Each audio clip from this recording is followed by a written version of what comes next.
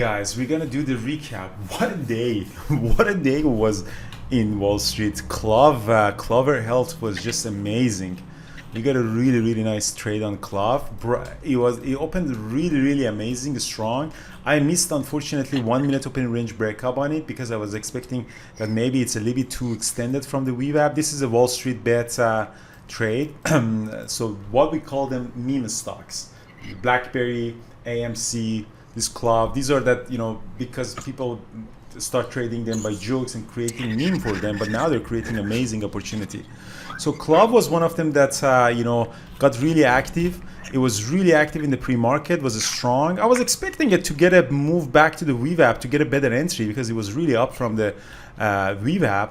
But we never got that, such an amazing, huge 1 minute opening range breakup from 1680, 1660 all the way up to 19. I didn't catch this move, but I kind of FOMO trade because it was so strong. The volume and order flow was exploding with buy orders. And a pullback, I bought at 18, 1780, all the way up to 1880 sold up. And then I added more a little bit, so I was expecting maybe we can do another move, and then I got stopped out on it. So that was my first trade. Brian cut it right at the open. You did, Brian, yes? Yeah, no, I kind of felt like Clove was going to be strong right from the get-go, so I just put in an entry to a limit order just to try to get a fill just on the small pullback I was expecting at the open. Yeah, and I just barely got filled because, so I lucked out on that. Nice. So and then I did, and then it collapsed, and then this was a little bit of a bad trade that I went long again at 70, around this consolidation. Wanted to get a pop. I did get a small pop on it, but eventually I got stopped out.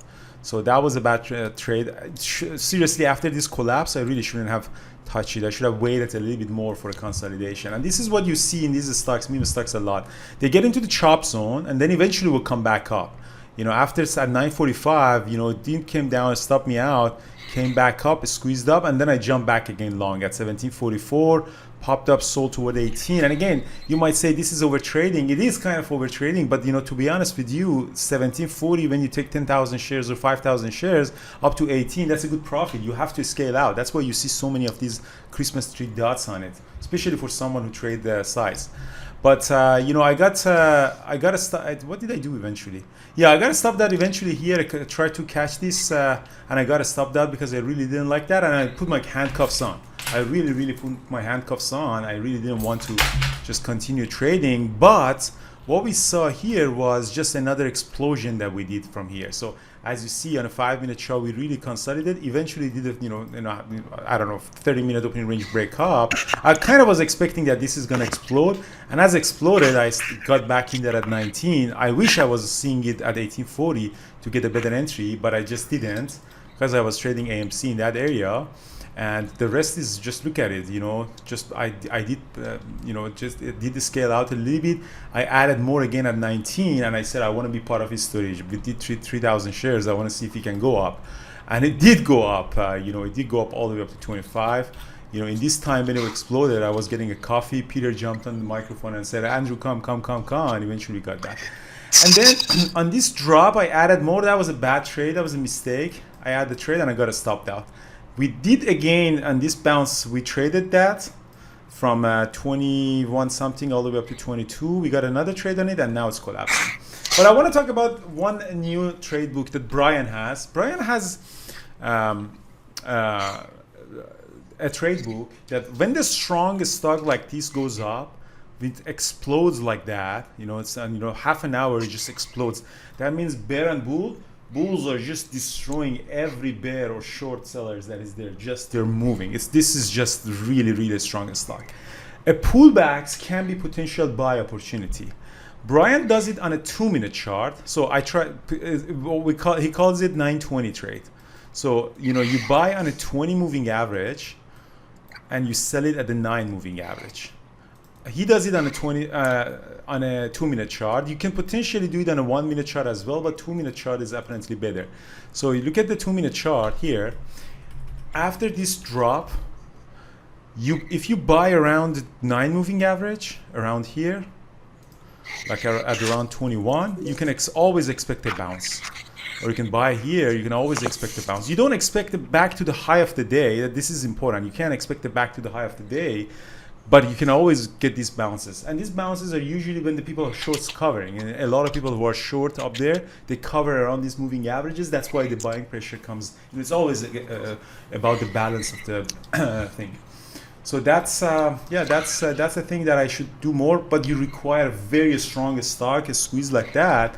I did it on a 1 minute chart. Even I didn't do it on a 1 minute chart properly because I bought at 9. I got to stop at 20. But the reason that I did it was because I already had shares, so kind of my average came up around here. But this one was essentially a 29 moving average. So if you're going to do that so buy at the 20, sell at the 9 on a 2 minute chart. But the requirement wheel is it has to be very, very strong move. If you just constantly buy at 20 and sell at 9, you get chopped up left and right.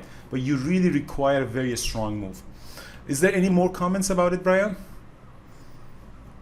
No, that's pretty much covered it. Strong stock, and then usually that setup will happen around 45 minutes into the trading session. So it's not a trade you should be looking for, at the open or 10 minutes into the open. It's really a trade that'll happen as the sort of the initial push runs out of steam.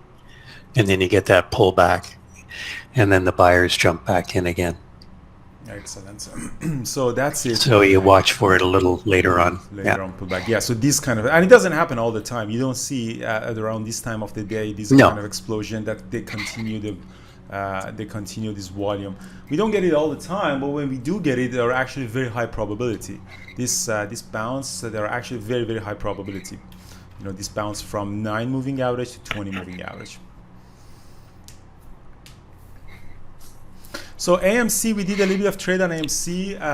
So what is the AMC? So 1 minute chart, I traded AMC.